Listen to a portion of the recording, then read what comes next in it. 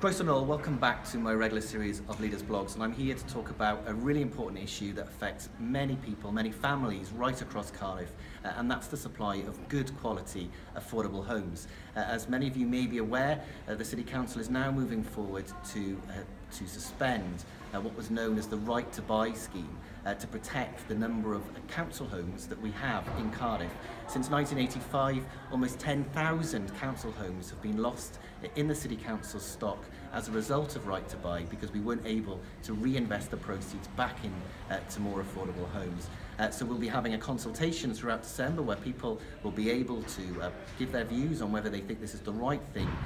for the council to do. But we believe it's very important now that we protect our affordable housing stock, and we've been working very hard to develop new council homes across the city. We're the first council in Wales to launch a very ambitious council house building programme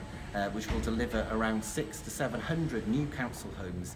over the next few years on surplus council-owned land, and that's something that we want to develop further going forward, but we think it's a very important start to make sure that everyone gets a good, decent home in Cardiff.